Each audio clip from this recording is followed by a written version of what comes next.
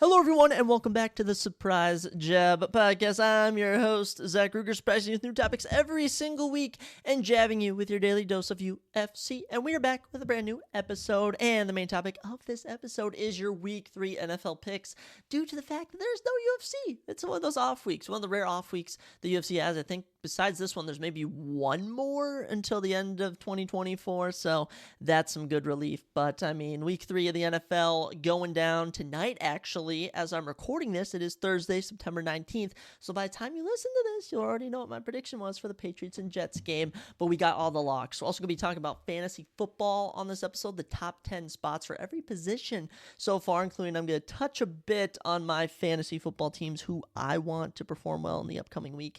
Exciting stuff. Also looking at new things in pop culture, an update to the UFC rankings. We got all sorts of fun stuff here on the podcast. It's what we do. It's what we're about. Let's not waste any time. Let's get right on into it, guys, and we always kick off every episode with new UFC news, and we have a couple of new fights to talk about. Then we're going to dive into the rankings a bit, but since we last spoke, of course, the UFC 309 main event was announced. Jon Jones, Stipe Miocic, very big deal. You also have Michael Chandler, Charles Oliveira, Paul Craig versus Bo Nickel. A lot of fun fights going down on the November pay-per-view, but as of late, we've had a couple of other good ones announced. This one for UFC 308, of course, going down October 26th in Abu Dhabi.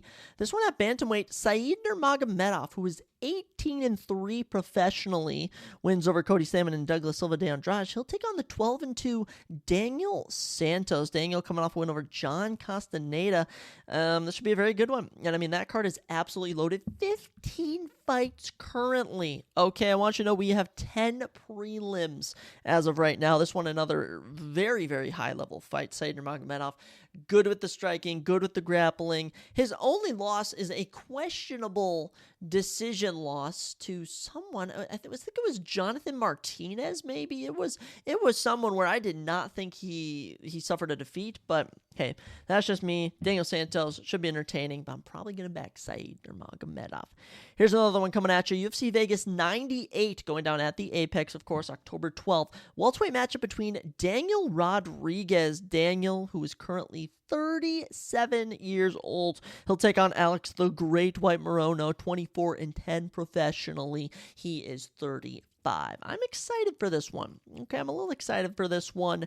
This is one of those where if these guys want to make a run at the rankings, this is where you start with a win here. Alex Morono, he's had some very interesting fights. You know, he's beaten Donald Cowboy Cerrone. He's fought Anthony Pettis. He's beaten Tim Means, beaten Max Griffin. He's also lost to Santiago Ponzinibbio. Alex Morono always has been in the mix. This one should be interesting, but I do actually favor Alex Morono in this one. Daniel Rodriguez hasn't done much. He's got knocked out by Ian Gary. That's just about it. Just a fascinating fight that they've decided to give us. Another one, this one on short notice, going down at UFC 307 on October 5th. I actually think my boy Seth is visiting that weekend.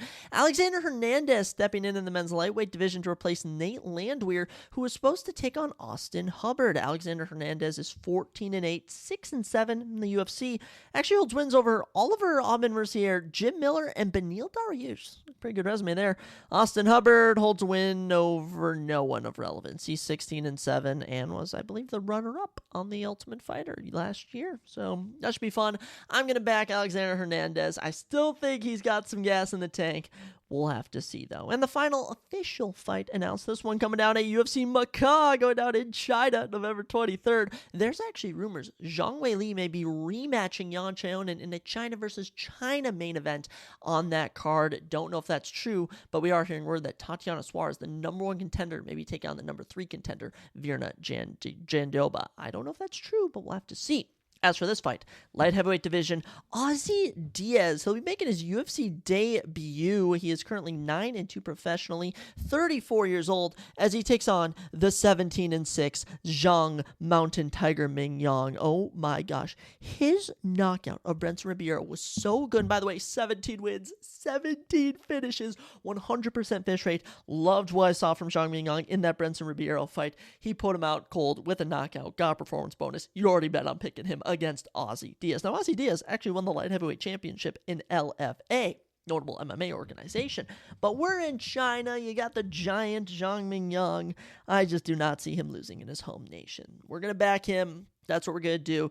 And as for that, that's all the new fights we got. As unfortunate as it is, that is all the new fights that we have. I wish we had more.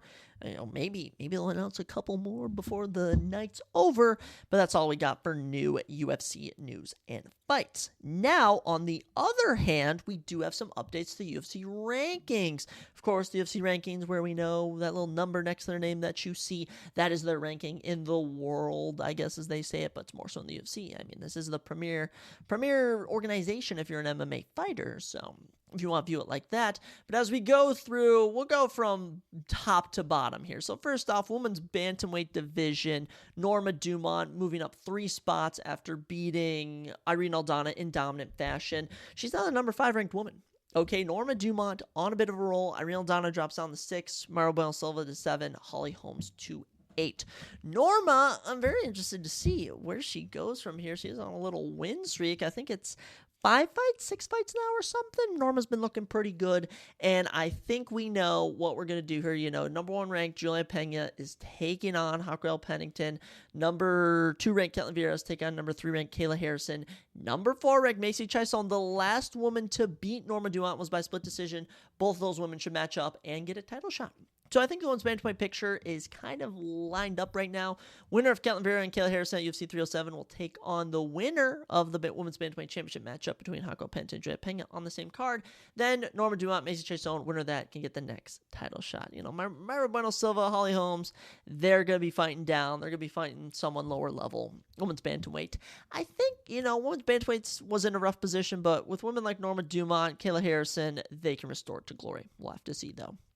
Women's flyweight division, Valentina Shevchenko, new women's flyweight champion. She bumps Alexa Grasso down to the number 1 spot, and I actually believe it's pretty easy what's going on at women's flyweight. Valentina Shevchenko, new champion, the number 2 ranked Man Viorat. She's essentially the number 1 contender since Grasso just moved down from the championship position. She'll fight Valentina hopefully in the next 7 to 8 months, 6 maybe or something. Number 3 ranked Erin Blanchfield is taking on number 5 ranked Rose Namajunas. Macy Barber ranked number 4 might just have to wait in the wings because I believe the number 6 ranked Natalia Silva should take on Alexa Grasso. And, Erin Blanchfield is probably in that number 1 contender fight with Rose Namajunas, but if Natalia Silva can get a win over Alexa Grasso, that would be monumental for her. I'm sorry, Macy Barber, there's just nothing really to do with you. I guess we could go Macy Barber versus Alexa Grasso, but Natalia Silva makes a bit more sense to me. No updates at women's strawweight. As I mentioned, number 1 ranked Tatiana Suarez, number 3 ranked Vera Jandiroba. That matchup is rumored to be taking place. So, Zhang Weili, Yan Xiaonan was an entertaining fight to some regard. You can always run that one back. The women's pound-for-pound rankings. This is where it gets interesting. Technically, I have no idea how she landed here. Alexa Grasso was the number 1 pound-for-pound woman in the world. With her defeat at the hands of Valentina Shevchenko, Valentina now assumes the spot of the top pound-for-pound woman in the world, and it honestly makes sense if you ask me. Grasso moves down to number 3. Zhang Weili is at number 2. And honestly, if Zhang Weili were to fight Valentina, I'd probably go with Zhang Weili. She's kind of the number 1 pound-for-pound women's fighter, if you ask me. The women's pound-for-pound rankings are pretty screwy. I mean, at number 4 is Man Fiorat, number 5, Juliana Pena, number 6, Rose Namajunas, number 7, Erin Blanchfield, number 8, Raquel Pennington. I mean, they're pretty rough, the women's pound-for-pound rankings. Like, if we're actually looking at the pound-for-pound best women in the UFC, I mean, give me Valentina Shevchenko, give me Zhang Weili, give me, not Raquel Pennington, who's the women's bantamweight champion, give me Kayla Harrison. She's mauling everyone. Julia Pena, maybe. I'll need to see how she performs. Yan Xiaonan look good. Jessica Andrade, I think she's a top pound-for-pound woman. Even if she keeps losing here and there, she's always entertaining to watch. So it's just very interesting for me to see how kind of screwy the rankings are. But that's the state of the women's division. Honestly, everything looks pretty accurate in the rankings. The one thing I'll say is that Julia Pena hasn't fought since July of 2022, hasn't won since December of 2021, and is somehow the number 5 ranked woman in the world. And by the way, he's getting a title shot off of losing a 5-round decision where she got 50-42 to my opinion. Just my one complaint there. Moving on to the heavyweights, let's start off with the men's divisions, starting with the heavyweight division.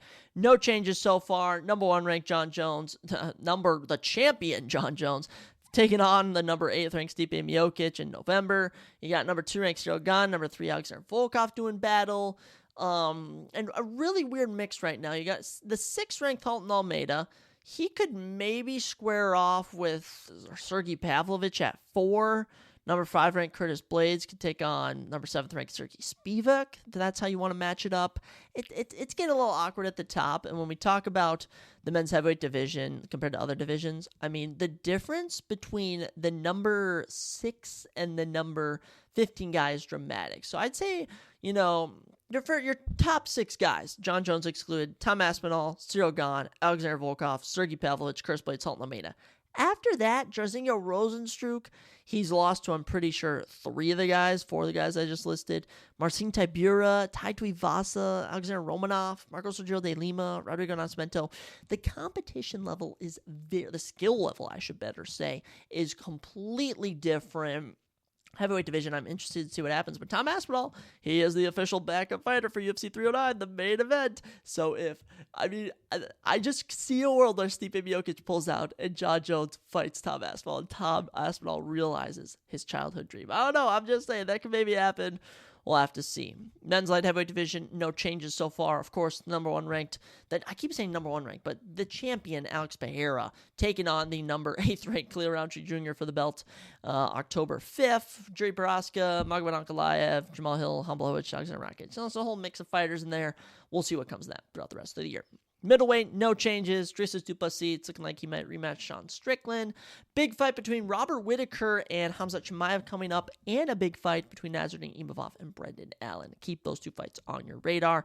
Same thing goes for welterweight. No officially huge fights booked as of right now, besides the number 9 ranked Stephen Wonderboy Thompson taking on the number 11 ranked Joaquin Buckley. I'm thinking Shavkat, ranked number 3, should get the title shot.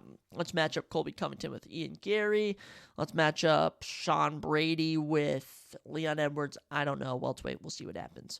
Men's lightweight, yet again, nothing really being announced. Arman Tsarukyan versus Islam Makhachev is rumored to be going down in December, January, or February. Now, of course, number 2 ranked Charles Oliveira, number 6 ranked Michael Chandler doing battle. Gaethje and Poirier said they want to have themselves a little trilogy to kind of end their careers. Dan Hooker kind of left with no one to fight. But with word, someone's moving down, aren't they? Someone's moving down in weight, I swore. Moving up from light. Oh, Brian Ortega is moving up in weight. So Brian Ortega could fight Dan Hooker or something. I don't know. But speaking of Dan Hooker, speaking of the men's featherweight division, that's where the biggest jump happens right here. Diego Lopez jumps 10 spots in the rankings. He's now the number 3 ranked featherweight in the world. Mind you, he debuted in May of 2023 and lost to the currently ranked number 6 Movsar Evloev. By the way, Movsar hasn't lost a single fight since then, still undefeated 18-0, and Diego Lopez just jumped him. But might I say, in the time since they fought, Movsar has had 1 fight. Diego Lopez has had 5. He's been an absolute killer, an absolute savage, and you best bet I'm going to say it. Give him the title shot. Give Diego Lopez the title shot. It seems so fitting to me. You can even have him fight Volkanovski. I don't know. Entertaining stuff. Brian Ortega, ranked number 5. He's going to lightweight. Look, you got Beneil Dariush, Dan Hooker, Mateusz Gamrot. There's a lot of people that would fight you at the lightweight. And actually, Brian Ortega versus Paddy Pimblett would be a very good fight. I would very much be interested in that. Arnold Allen drops down to 7. I don't know if he has a fight right now. Josh Emmett down to 8. He doesn't have a fight.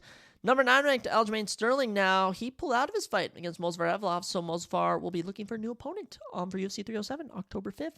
Calvin Kattar down to 10. Giga Kachadze down to 11. Leroy Murphy down to 12. Bryce Mitchell down to 13. So everyone kind of getting bumped down a bit. Diego Lopez, welcome to the top 5 of the men's featherweight division.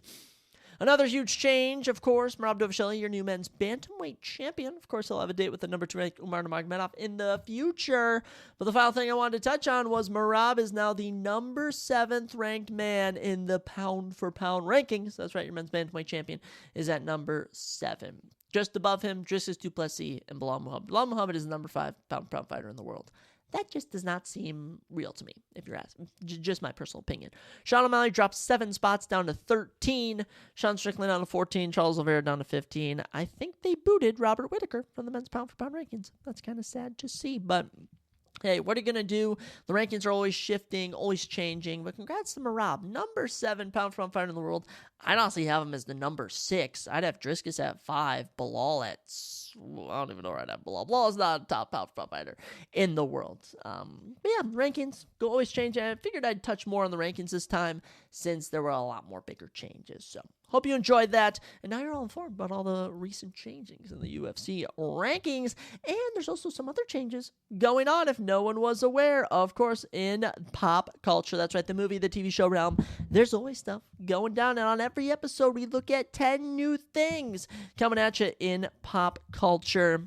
Let's get right into it. Starting off with number 1. James Cameron says future Terminator films will not include any iconography or characters from past films. You get too inside it, and then you lose a new audience because the new audience care much less about the stuff that you think they do. Honestly, I'm with you. If you're going to keep making Terminator films, you need to stop doing Arnold Schwarzenegger clones. You need to stop having older versions of Arnold Schwarzenegger. It doesn't make sense. The Terminator universe is its own whole thing. I'm sure there's different worlds you could visit. I kind of get James Cameron's vision here, and I would honestly say that I support it. Colin Farrell says he wore a penguin penis as part of his costume for the Penguin series coming to HBO Max, I think actually today. It's detachable, it's Velcro, it's got a beak at the end of it, so I had a penguin penis. I cannot believe he would do that or admit that. That is just Hollywood for you. Just disgusting. Just absolutely disgusting. Number 3, Sebastian Stan says Kevin Feige is the most selfless man on the planet. It became very convenient to pick up on Marvel films, and that's fine. Everyone's got an opinion, but they're a big part of what contributes to the business and allows us to have smaller movies as well. Sometimes I get protective of it because the intention is really effing good. It's just effing hard to make a good movie over and over again. I think I meant to say pick on. People keep picking on Marvel films. So credit to Kevin Feige for dealing with that. Sebastian Stan, great actor. But I won't lie, Agatha apparently came on Disney Plus, and apparently it sucks. A bunch of lesbian witches doing stuff, which is just two things I don't really dabble with myself. Sebastian Stan, I love whatever movies he's in. He's a great actor, too. I'll add that in right there. And Kevin Feige, I think he's doing a good job running Marvel. Marvel's a billion-dollar agency, billion-dollar company, does what it needs to do. I'm not as much of a fan now as I used to be, but I'll also give them the benefit of a doubt. Number 4, Alien Romulus has become the highest grossing horror movie of all time in IMAX theaters. How about that? I've heard great reviews about the Alien films, or Alien Romulus, I should say. I watch all the other Alien films. They just aren't really for me. I might check out Romulus once it comes out to, I'm assuming HBO Max, or Max if you just want to call it that.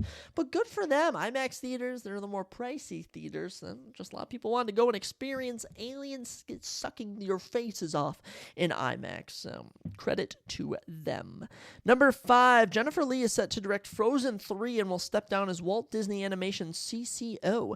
Encanto and Zootopia director Jared Bush will be taken over as the creative chief officer. Now, if you were to ask me, Zach, will you be watching Frozen 3? I would say F no. I didn't watch the second one. First one wasn't that bad, though. I'm actually just a hater. Just want to say that. Number six, something about Black Mirror, but I don't really watch any Black Mirror, so I won't really touch on that. Gosh, what else do we have? They have so many random series coming out here and there. Trying to find some fun stuff for you guys. There's nothing. Discussing Film has just brought nothing. Agatha, as I mentioned, debuts with a 72% Rotten Tomatoes. Apparently the audience, like the worldwide score is 69%, but like I said, not really for me. Here we go. Let's do this. Number 6, Nintendo and the Pokemon Company have filed a lawsuit against the developer of Palworld. The lawsuit seeks an injunction against infringement and compensation for damages on the grounds that Palworld infringes multiple patent rights. What in the world? Now, I'm not a big Pokemon guy, but when a game is completely copying another game, I don't know if you can do that. I don't know if we can have that. So, Pokemon, good luck with your lawsuit. I don't particularly know what's going to come of that. Number 7, there is nothing, if I'm being honest. Number 7, the next live-action Transformers movie will be the Transformers G.I. Joe crossover movie. We're still in the development phase, the creators have said. I don't know what to make of that. You know, I have not liked the new Transformer movies since Michael Bay left. I was a Michael Bay Transformers guy, you know, little Sam Witwicky, little Mark Wahlberg when I need to have him. And I do not understand how Transformers and G.I. Joe are in the same universe. How's that going to work? G.I. Joe, what are they, just like elite assassins or something? I have no idea. But of all the information we could get, that's probably some of the more interesting stuff. Number 8, Mr. Wonderful has been cast alongside Timothée Chalamet Tyler, the Creator, and Gwyneth Paltrow in Josh Safdie's ping pong player Marty Reisman biopic. Wow. Wow, what's Mr. Wonderful's name? Oh my gosh, I cannot. He's the billionaire. He's on Shark Tank. Oh my gosh, Mr. Wonderful Shark Tank. I was thinking of Paul Orndorff. It's Kevin O'Leary. That's his name. Kevin O'Leary starring in a movie. Hey, you get to a point, money in business, they can buy you all sorts of things, but they can't buy you the excitement of being an actor in a film. How about that? What else have I got? Oh, I saw something regarding, for number 9, I don't exactly, there it is. The Passion of the Christ 2 will begin filming in early 2025. Jim Caviezel will return as Jesus. Very crazy that they are making a Passion of the Christ 2. The first one, very graphic, very powerful, brought a lot of people to Christ, which we loved. I just don't know what the second one's going to be about. Apparently, it's going to be about Jesus spending time in hell for those 3 days. Apparently, that's part of the story. I guess I never really recalled that in the Bible, but what do I know? I'm just a simple, humble man. But, I'm here for it. I might see that in theaters, actually. Big Jesus fan. Actually, I like a little Jim Caviezel, too. I like him. And the final thing we'll touch on, since there really is not that much. Lionsgate has signed a deal with the AI firm Runway. Runway will train a new generative AI model on Lionsgate's content to help creatives at the studios augment their work on future film and TV projects. Will you look at that, guys? AI continues to take over. Soon we won't need actors. AI will develop entire films by themselves. Can you believe that? Lionsgate is a big production company for movies. Big studio.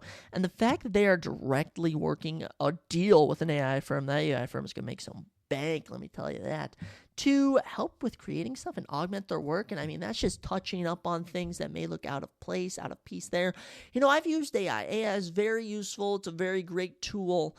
It's just weird to see it coming to fruition. And, this is some sci-fi. This is some techno stuff.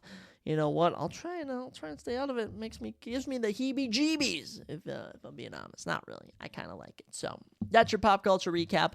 Not too many mind-blowing things, but some interesting stuff here and there. And I'll also tell you, there's some other interesting stuff. If you're a football fan, let me tell you about a little fantasy football. Fantasy football season is in full swing, and if anyone's an avid NFL watcher, NFL fan, you may be surprised to know where some of the players to start off the NFL season are ranked in terms of fantasy points. I don't have the exact amounts, but I do have the names for every position, so I just kind of wanted to talk about this. So here are the current top 10 fantasy performers for every position, and before I begin, let me just say I'm aware it's only week 2, but nonetheless, 2 weeks in, very interesting to see this stuff. At QB, Baker Mayfield, your number 1 fantasy QB through the first 2 games. Crazy. Derek Carr, number 2. Kyler Murray at 3. I would honestly expect that. Lamar Jackson at 4, I would like. The rookie, Jaden Daniels at 5. Congrats to them. Jalen Hurts at 6. I expect him to climb the ladder a bit. Same with Josh Allen at 7. The sophomore, Anthony Richardson, which this kind of feels like his rookie year almost. He's at 8. Geno Smith at 9. And the Vikings quarterback, Sam Darnold, is the number 10 fantasy QB. Can you believe that? Can you believe that? No Patrick Mahomes, no CJ Stroud, no. You got Baker Mayfield and Derek Carr as your top 2 guys. Absolutely love that. Running back, Alvin Kamara, your number 1. He's had a crazy 44-point performance. And, returning to the throne, Alvin Kamara, I hope he stays up here. The sophomore, Devin Achane from the Dolphins. Dude is an absolute stud. He can catch, he can run. It makes sense to me. Saquon Barkley at 3. Looking like he's going to be having a return to prowess here. I love this. J.K. Dobbins at 4 on the Chargers. Talk about a breakout so far through the first 2 weeks. Breece Hall at 5. He was going as the number 1 running back behind Christian McCaffrey. So number 2, actually. He was going right behind Christian McCaffrey. McCaffrey's yet to play. Breece Hall doing what he needs to do. James Cook at 6. He's doing great with the Bills. Jordan Mason fulfilling the place of Christian McCaffrey on the 49ers. He's at 7. That's insane. James Conner at 8, back to his normal ways of, hovering around that area for the Cardinals. Ramondre Stevenson at 9, good for him, doing his thing with the Patriots. And Joe Mixon at 10. Joe might have gotten hurt, though, which would absolutely hurt me, my $500 10-man fantasy league. So, Joe, if you could get unhurt, I'd very much appreciate that.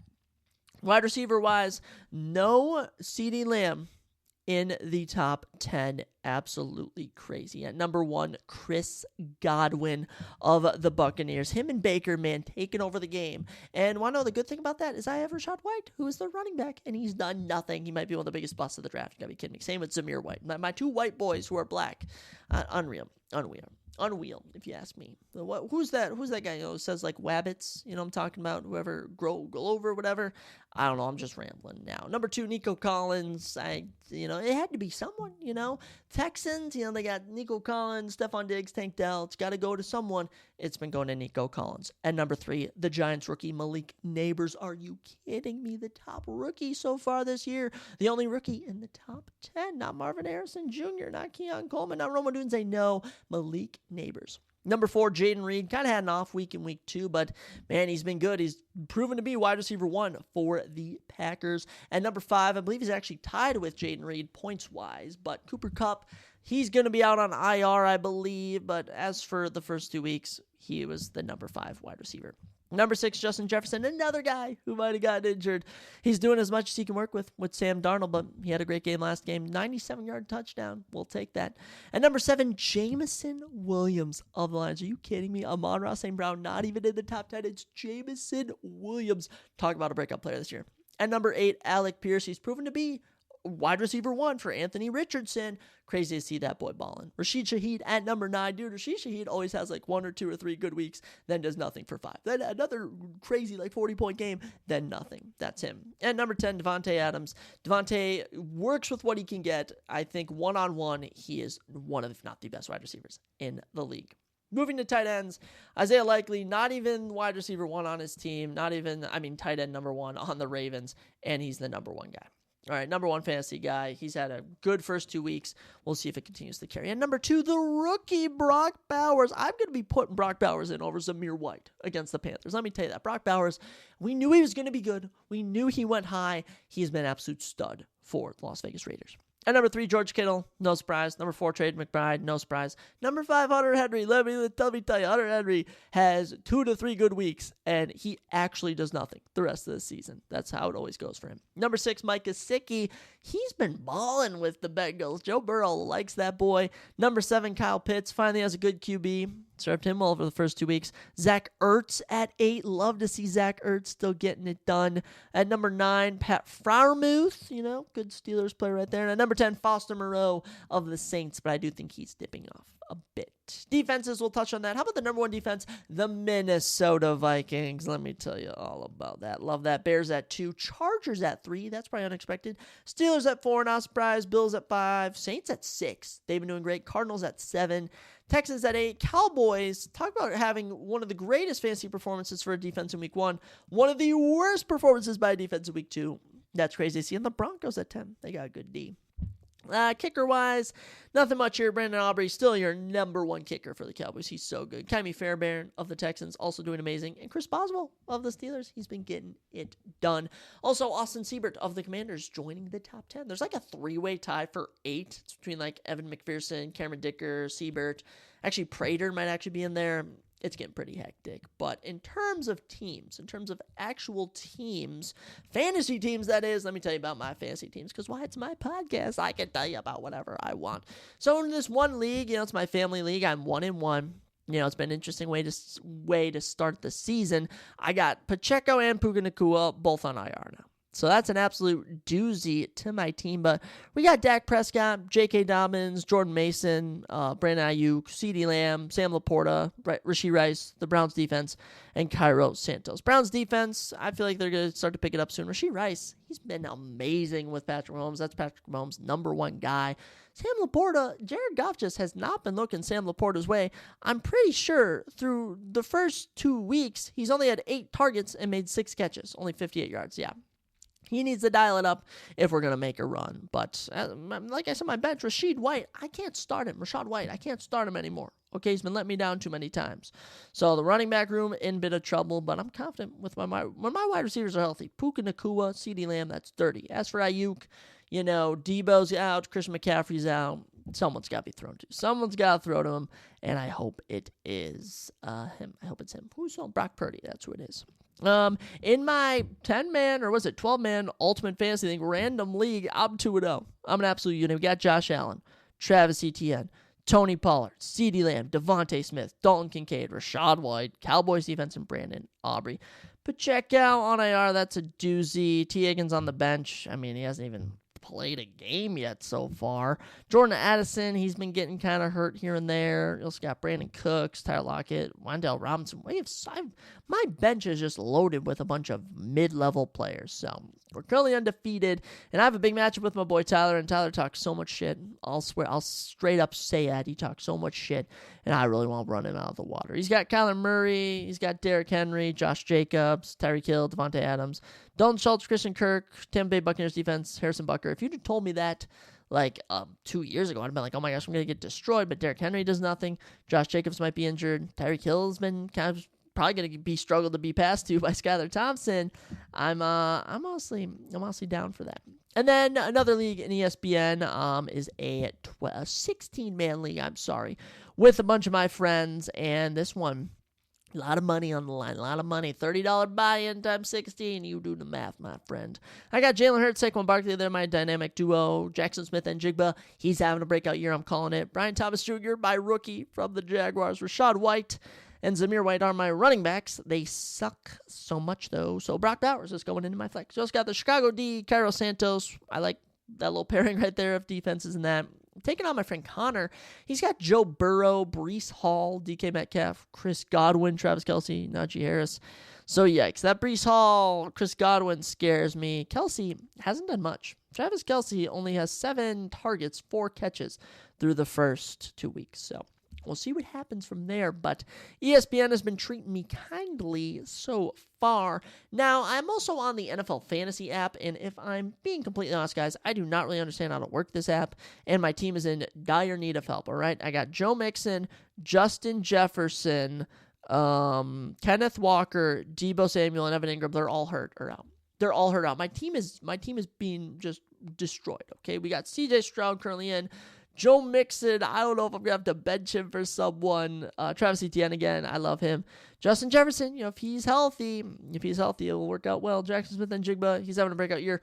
Cole Kmet is going to have to play in the tight end position. We got Rashid Shaheed in the flex, though.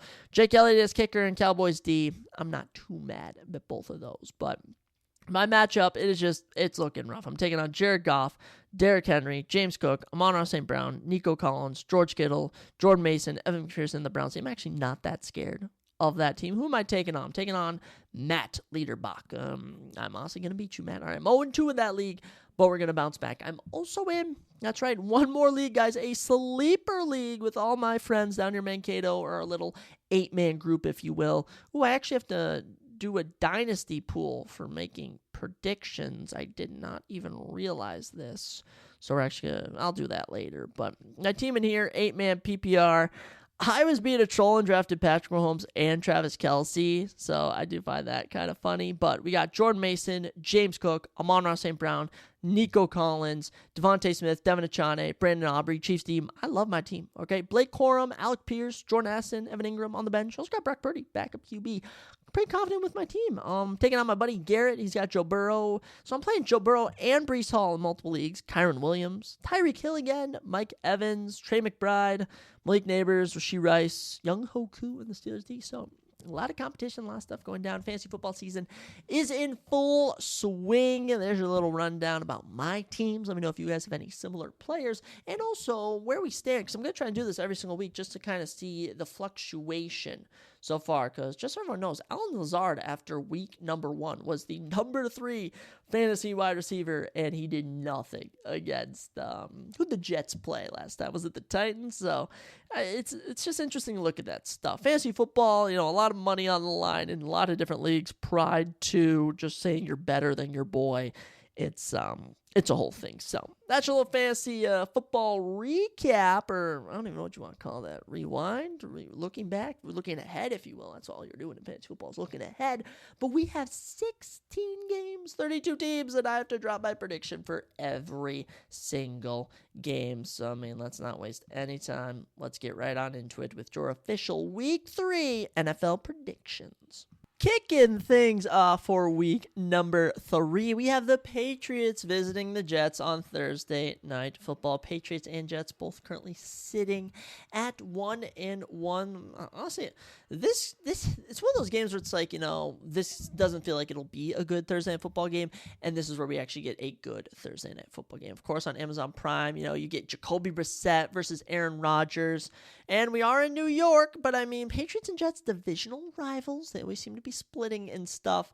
Personally, in my opinion, I'm gonna give this one to the Jets. I'm just feeling the Jets. When it comes to this one, I mean, Jets, they've had an interesting start to the season. Lost to the 49ers and then win over the Titans. Patriots, I just feel like they're a fluke team to start 2-0.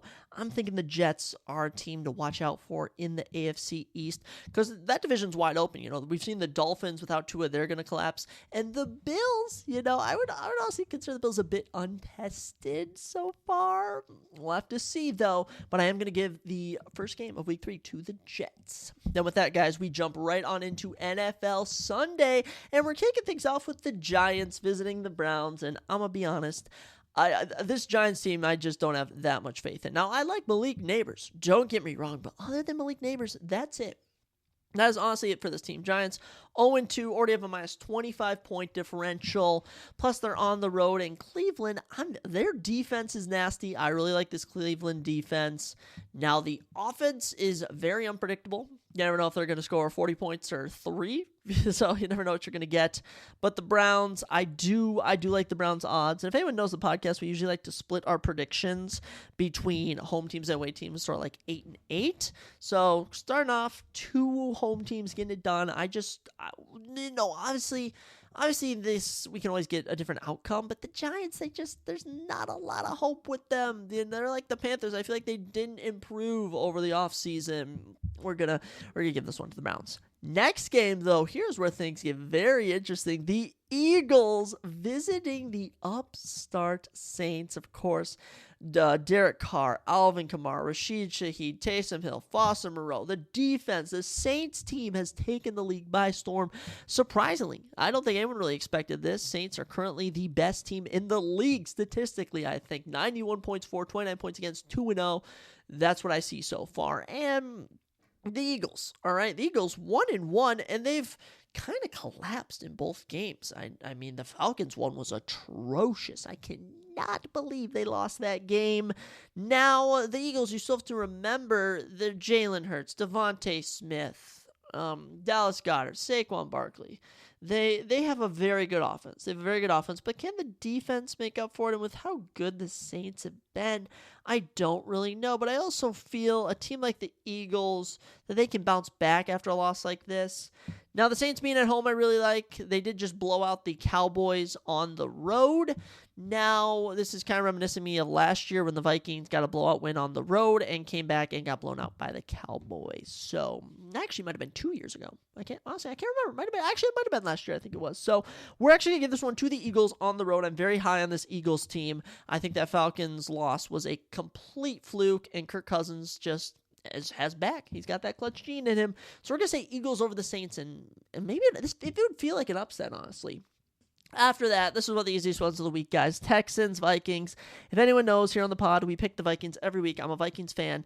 And as much as it was crazy for me the Giants prediction, I don't think that was that crazy. But for me to actually ride with the 49ers game and actually think we can beat them, and the way we did that too, I mean, we led the entire game.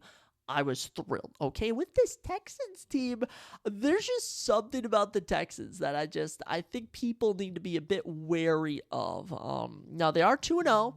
Great start for the season. I mean, they beat the Colts, they beat the Bears, But the Colts and Bears, they were playing close, and especially with the fact that Texans offense couldn't really get going. Nico Collins cooked, but other than that, nothing too much. Vikings number one defense currently. Sam Darnold's a baller. Justin Jefferson said for sure he is playing. Look, I don't know, Ty Chandler, Aaron Jones, who we're going to get.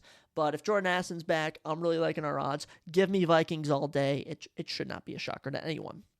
Next matchup, Broncos visiting the Buccaneers.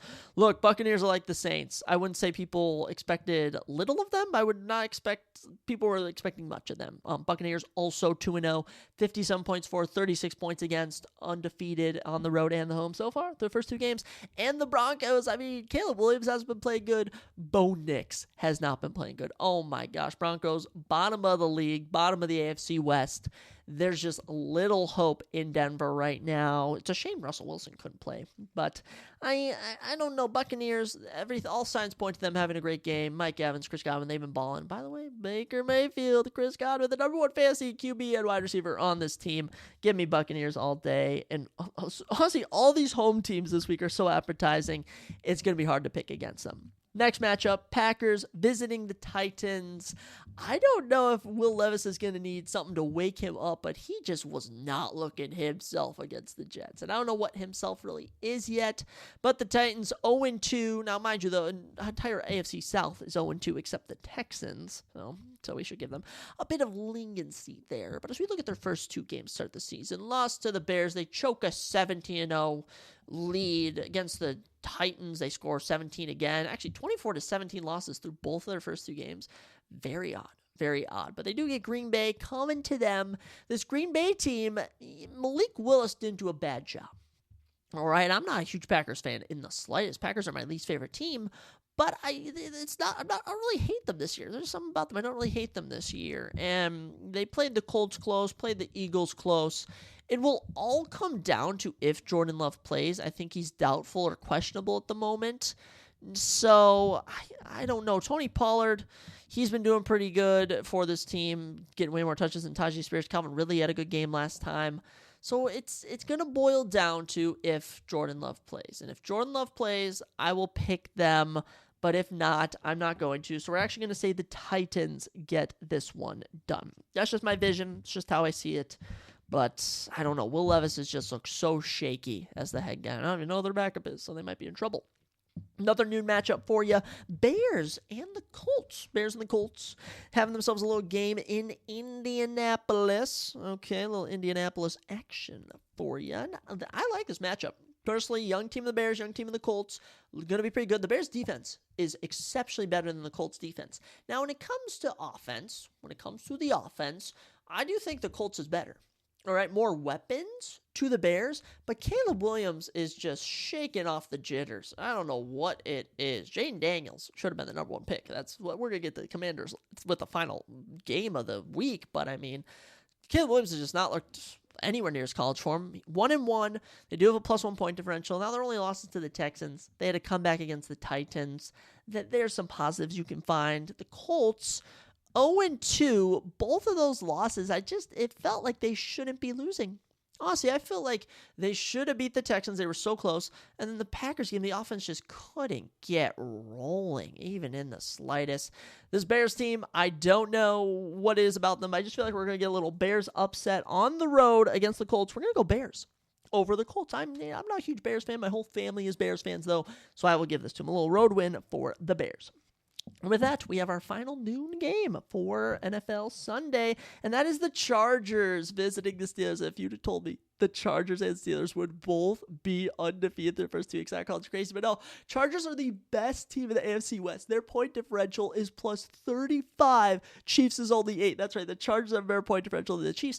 And it's this run game, man. J.K. Dobbins has been a killer. The passing game, Quentin Johnson had a breakout game. Okay, Ladd McConkey, it wasn't week 1. I expect a little Josh Palmer in week 3. I don't know what to expect in the receiving department. But the run game, Harbaugh has them running the ball 50, 60 times. It's absolutely insane. Steelers, they'll limit you. Steelers defense, one of the best, if not the best defenses in the league, 2-0, only have allowed 16 points. There should be a bit of concern. The Chargers, they've only allowed 13 points, Mind you, they've played the Raiders and the Panthers. The Panthers shouldn't even count as a team in this league, so we are going to give this one to the... I don't know, guys. I'm a little troubled. Steelers, we'll go Steelers. Steelers to start out 3-0. That's what we're going to go with. We're going to go with them. We'll see what happens, but I don't know. Steelers, there's something about them. Plus, Seth will be happy knowing that I picked the Steelers. Getting into our 3:05 games. Dolphins visiting the Seahawks. Any other week, I'd have probably picked the Dolphins with ease, but Tua Tagovailoa is out, and he's a key piece of this team. All right, not to add Skylar Thompson. Skylar Thompson, great backup, knows his role. But the Seahawks, their team is completely healthy, and with Kenneth Walker out, we saw they still shined. They still shined pretty bright. And, beating the Patriots, beating the Broncos. Actually, never mind. Those are not two of the most impressive wins that I've seen. Dolphins, it was a tough loss to the Bills, but the Bills do have a good team. I have not picked many road teams to win so far. Actually, I might be picking road teams soon. So I'm actually feeling the Seahawks in this one. Seahawks getting a win over the Dolphins. Also, there's something about the Dolphins coming all the way from Florida, having to travel all the way to Seattle. Either they'll be motivated or they'll suffer a tough loss. So it'll kind of be sad. Keeping us rolling, Panthers, Raiders. Do I even have to do an analysis here? Raiders all day. Now, mind you, Dalton is mixing it up. He's coming in for Bryce Young, so that could be the change they need. I'm definitely seeing Andy Dalton throw into Deontay Johnson and Adam Thielen more, but Miles Sanders and Chuba Hubbard still the RBs. I don't understand that makes sense. I don't even know who their tight end is. It's rough in Carolina. Now, so the Raiders, they found their footing last time, pulled off an upset over the Ravens. I think Devontae Adams is very satisfied with what we've seen from Gardner Minshew so far. Brock Bowers has been an absolute stud. Jacoby Myers, that's your wide receiver too. Are you kidding me? Now we do get into the running back room where Madison's punched in some goal line touchdowns, but Zamir White has done nothing. Zamir White and Rashad White, both of my running backs are in trouble, okay? And I have them in so many different leagues. They really need to get together, but we're going Raiders all day. They're at home. Carolina is, I don't know if they're going to win a game the rest of the year. They might. We'll see how Andy Dalton performs. Keeping us moving, one of the better games, this could be game of the week, 49ers at the Rams. Now, there's a lot of guys out. You got Puka Nacua out. You got Cooper Kupp out. You got Deebo Samuel out. You got Christian McCaffrey out. So you're not getting a fully healthy team, but 49ers, don't let the Vikings game fool you. They are dominant, and I don't know what it is about this Rams team. They just don't strike me as a team hungry to get things done. So I'm picking the 49ers to win right here. And when we look at the NFC West, Seahawks are atop it. Rams are 0-2. They've given up 67 points through the first 2 weeks. That is atrocious. 49ers, they played the Vikings close. They manhandled the Jets. I think the 49ers can get it going. I think Brandon Ayuk and George Kittle are both going to have massive, massive games. And, of course, Jordan Mason, the stud running back. I always love that we have a stud running back. Last year it was Kyren Williams. This year it's looking like it's going to be Jordan Mason. Actually, you could even say Raheem Mostert, Devin Achane last year. A lot of exciting stuff. Another one for you, Lions and Cardinals. Man, oh man, they got some good games this week. Lions shockingly 1-1 to start the year. They were upset by the Buccaneers, just could not put it together. Jared Goff just could not find his footing. As for the Cardinals, they've started off their year pretty good, 1-1, but a momentous 1-1 for this team. And I'll say that because Marvin Harrison Jr. proved last game that he is as good as people think he is. He is as good. 69 points through the first 2 weeks. They put up 28 on the Bills. They blew out the Rams 41-10. Now we are in Carolina. They might have a little momentum. This Lions team is good. But I'm going to give this one to the Cardinals. There is just something about this team. I think the Lions might be falling into a Bills or Eagles category where you make it almost all the way to the big one and you just cannot regain that magic, even though you retain all the pieces in the following year. So we're going to go with the Cardinals. On paper, maybe Lions, but Cardinals, there's something about them. I feel like they're going to be having a good year. This one, I know we have 2 Monday Night Football games. So yeah, okay, this is another 3:30 game, Ravens and Cowboys. It's all going to come down to which offense can beat which defense. All right, we've seen both these teams last week 1, they both looked phenomenal. Week 2, it didn't even make sense what I was witnessing. The Ravens now find themselves as the worst team in the AFC North. Unreal. Unreal. And the Chiefs game ultimately almost came back. Raiders game, they choked. So Now you're going from Kansas City to Las Vegas. Actually, we're in Baltimore. Now you're going to Dallas. Dallas did just get blown out by the Saints, but I do think the Saints have a bit of sugar and spice to start off the year. Cowboys, they've scored 52, given up 61. I'm still high on this Cowboys team. Plus, I got CeeDee Lamb. I got the Cowboys D. I got Brandon Aubrey. I got to ride with the Cowboys in this one. As far as like actual reasoning, when I look at the teams, I just think the Cowboys, the CeeDee Lamb and Dak Prescott connection is always going to be there. Now, running back rooms, technically Derrick Henry's better, but both their running back rooms have become so predictable. It's gonna be a shootout. It's gonna be a shootout, throwing the ball deep, throwing the ball short, trying to get yardage here and there. But I'm gonna give the Cowboys the benefit of the doubt to rally, and Ravens starting out 0-3 would not surprise me, being with how much hype was on them, almost like the Vikings last year, if you will. Then we get into our Monday Night Football game, Chiefs and Falcons. And I hate to say it, I would love to pick the Falcons. They just had a little Monday Night Miracle. But the Chiefs are the favorites to repeat, do a little trifecta, pulling off a little Michael Jordan, and seeing how the refs call them, seeing how it's done. I just think the Chiefs get this one done. And this will be a big tell of how they perform with Pacheco out, which really sucks if you ask me. But they're 2-0 to start the year. The win over the Ravens, the win over the Bengals. They do it. They get it done. And we know how good Patrick Mahomes is. And he's barely been using Travis Kelce. We'll have to see if he utilizes him some more. And Cody Steele, he's the new running back. Also have Samish Perine. We'll have to see. But Falcons, I just don't see it. I don't see with this team. I'm sure they came back on the Eagles, but that's the Eagles, all right? They still have a -7-point differential.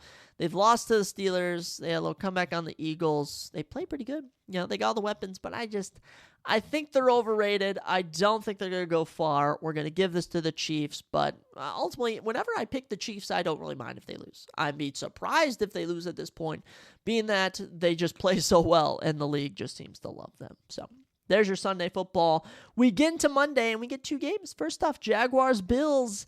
And usually this would be a Bills lock, but we have to remember that this is a Monday Night Football game. And weird things always happen on Monday Night Football. I mean, look at the first 2 weeks of Monday Night Football. I mean, we kicked things off. What was the first Monday Night Football game? I can't even remember what the week 1 NFL football game was. Can we go back to week 1 of the NFL? Can I see that even? Can I see that? What was week 1 of the NFL's Monday Night Football game? It was Jets and 49ers. That was kind of a blowout. But last week, Eagles, Falcons, that was an entertaining game. It's stuff to say. I got Josh Allen. Keon Coleman rides my bench. I got James Cook. Jaguars, I got ETN. Ingram rides my bench. So I do have Brian Thomas Jr., so I do have some weapons. But this Bills team, they seem to be fitting together well. They seem to be doing their thing when they need to. So we're going to give the Bills the benefit of the doubt here. We're going to give the Bills the victory here. And that's only because we're not predicting both home teams to win, because we have the Commanders visiting the Bengals. And here's your upset of the week, guys. Here's your upset of the week. I think the Commanders, for the final game of week 3 on Monday Night Football, go into Cincinnati and walk out with the win. That's my bold prediction for you. When you play a Chiefs team close, everyone's going to say, oh, Bengals immediately. The Commanders, there's not a lot of hype around the Commanders. Jaden Daniels has been playing well. They are the best team technically in the AFC East. They've beaten the Patriots. They lost to the Bucks, but they look good. Losing by 17 points and looking good is very difficult. That was week 1. Patriots was in preseason. They beat the Giants last week, game-winning field goal. So they played them close, but the money's going to be going on the Bengals in this one. And when the money's going on one team, I just always feel like Vegas and the Roots going to be telling the refs to push it one way. So we're going to give this to the Commanders. I have T. Higgins on my bench. That's it. Joe Burrow, he's good, but he's just not 3 years ago good when he was making it to the Super Bowl. So we're going to go with the Commanders, your upset of the week, which will have us actually at 6. Oh, not even 6, guys. 5 road teams winning. I have 11 home teams winning. That seems so unrealistic, but hey, you never know. It's the NFL. Everything's unpredictable. You never know what you're going to get. So those are your NFL Week 3 predictions, your locks. We'll say your locks. So we're riding Jets over Patriots tonight. You'll actually know the result by the time you listen to this episode. Giants versus Browns, we're going Browns. Eagles over the Saints, that would kind of be an upset if you ask me. Vikings over Texans would be viewed as an upset. Buccaneers over Broncos should be routine. Titans over Packers, if Jordan Love's in, it'll be an upset. If not, it just should be expected to win. Bears over Colts, I would say could be considered an upset. Steelers over Chargers, probably not. Seahawks, Dolphins. It's tough to say how you view the Dolphins now without Tua out. Raiders over Panthers should be routine. 49ers over Rams should be routine. Cardinals over Lions could be viewed as an upset. Who knows? Cowboys over Ravens, close game there. Chiefs over Falcons. The Chiefs are the favorites. They're the John Cena, The Rock. They're the Roman Reigns. The Chiefs are the Roman Reigns of the NFL. Bills over Jags, and to end it all out, Commanders and Jane Daniels getting the Monday Night Football win over the Bengals. So that's your week 3 locks, and I hope everyone enjoyed this episode. Fun times. I like talking about NFL. I like talking about fantasy football. And like I said, it's the Surprise Jab podcast. It's not the NFL. It's not the UFC Jab. It's not the fighting podcast. No, we talk about all sorts of things. And I'm looking to actually be bringing on some people I know, a guest or two, enjoys talking about conspiracy theories. Maybe we do a true crime pod episode where I talk about a true crime or something. I try and solve it with someone. Those ideas have been being thrown out to me. I know a bunch of my buddies also want to come on. Some have been on before. Some may be new guests. I want to talk about the NHL season and a lead up to it. So we're working on getting that. We're working on growing the podcast. And I look at where the podcast was a year ago, and it's grown. If you can't see growth in a year, that's not a good sign. And I've seen so much growth. I am working on potentially getting a camera. I'm depending how if I want to spend $400 or not, I'll have to decide. But I truly appreciate all the support. People hear I have a podcast. They go, oh my gosh, that's so cool. And whether you enjoy MMA or not, I encourage you to listen. Maybe you'll hear a new thing. And if you want me to talk about something, I'll more than happily talk about it. I'm always happy to add a new segment on here. That's what we're all about. So that's why I called it the Surprise Jab Podcast. The jabs for the UFC. That's why I started this. I love UFC. I love talking about UFC, looking at UFC stuff. That's my gig. But the surprise, I've talked about all sorts of things on here. Conspiracy theories, quantum physics. I've talked about, a whole array of things. And I'm always looking to talk about more things. So, guys, as you're going into this upcoming weekend, as, you're going throughout your life, let me hit y'all with a quote. I always love hitting you with quotes, all right? And this one is from Marcus Tullius Ciceria, all right? This is, I saw this today and I was like, this is hitting me. This is hitting me. So, more is lost by indecision than wrong decision. Let that simmer with you. More is lost by indecision than wrong decision. All right, guys, get out there, make a difference in the world, kick some butt. Share this, drop a like on the Instagram post when I post, share a review, let me know what you guys think. And oh yeah, by the way, I'll make sure to catch you all next time on none other than the Surprise Jab Podcast.